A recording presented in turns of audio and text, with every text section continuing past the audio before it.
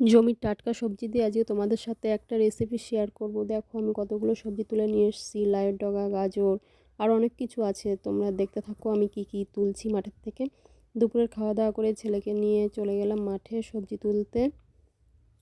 এই দেখো আমাদের বাড়ির পাশটায় সর্ষে চাষ করেছে, কত সুন্দর সর্ষে ফুল ফুটেছে। আর এইগুলো ধানের চারা দিয়েছে, সামনে ধান লাগাবে তো। আর এই ডোবাটা করেছে পাট পচানোর জন্য, যখন পাট চাষ হয় এই ডোবার মধ্যে পাট পচায়। এই বোতে শাকের জমির থেকে, বোতে শাকের না, ছোলা শাকের জমির থেকে আমি বোতে শাক তুলছি। বেগুন তুলে নিচ্ছি, এরপর ধনেপাতা তুলবো। এটা আমাদের জমি না, আমার বাবার জমি। আমার বাবা অনেক রকম সবজি লাগায় একটু একটু করে। এরপর আমি লাউয়ের ডগা কেটে নেব। তারপর চলে গেলাম লঙ্কা তুলতে। আমি বেছে বেছে কাঁচা লঙ্কাগুলো তুলছিলাম, আর আমার ছেলে পাকা লঙ্কাগুলো তুলছিল। লাল লঙ্কা তুলতে পছন্দ করে।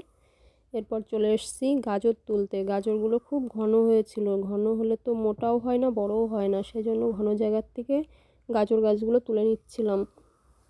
নিয়ে একটা মূলো তুলে নেব। জমিতে জল দিয়েছে তো, তাই প্রচণ্ড কাদা, আমার পায়ে কাদা লেগে গেছে, তাই ঠিকঠাকভাবে হাঁটতেও পারছি না।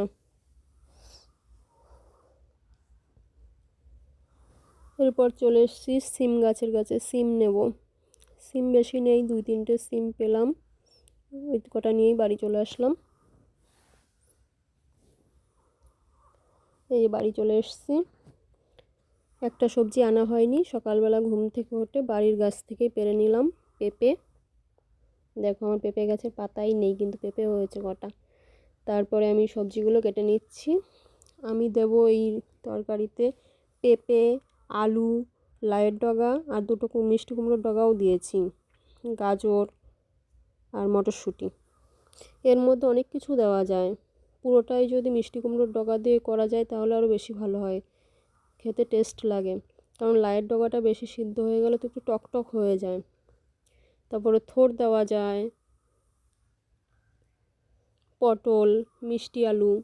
তো ওইগুলো তো এখন নেই, আমি আপাতত যা আছে তাই দিয়েই করছি।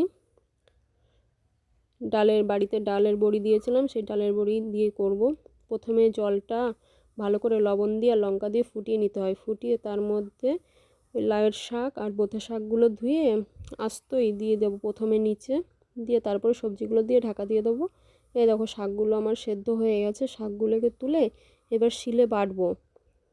বেটে তারপরে কড়াইতে দিয়ে দেবো। বেটে দিলে পরে কি হয়, সুন্দর তরকারিটা সুন্দর মাখা মাখা হয়, পুরোটা সবুজ রং হয়ে যায়। আর হ্যাঁ, এই তরকারিতে আমি কিন্তু হলুদ দেবো না, হলুদ ছাড়া তরকারিটা করব। প্রচণ্ড গরম, ধোয়া উঠছে, আমার বাড়তে গিয়ে হাতে গরম লাগছিল খুব।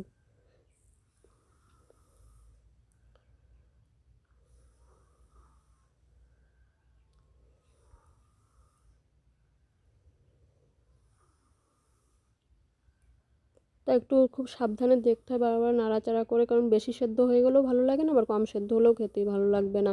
আমি দেখলাম আমার সবজিগুলো সমস্ত সেদ্ধ হয়ে গেছে, সবজিগুলো নামিয়ে ডালের বড়ি ভেজে নিলাম।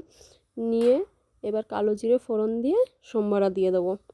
তারপরে ডালের বড়িগুলোকে গুঁড়ো গুঁড়ো করে ভাঙবো, ভেঙে ডালের বড়ি দিয়ে দেবো। দিয়ে ধনেপাতা কুচিয়ে ধনেপাতা দিয়ে আমার তরকারি কমপ্লিট। তারপরে যদি ঝোল একটু বেশি বেশি থাকে না, অনেক সময় চালের গুঁড়ো দিলে একটু আঠা আঠা হয়, কিন্তু আমি আর সেই চালের গুঁড়োটা দেবো না। আমার তরকারিটা পুরোপুরি ঠিকই আছে। এটা আমার কাছে তো খেতে খুব ভালো লাগে, গরম গরম খাওয়ার থেকে এই তরকারিটা যখন ঠান্ডা হয় তখন আরও বেশি ভালো লাগে খেতে। লাস্টে নামানোর আগে একটুখানি লবণ দিয়ে নেবো। এই দেখো কত সুন্দর হয়েছে, খেতেও বিশাল টেস্ট হয়েছিল।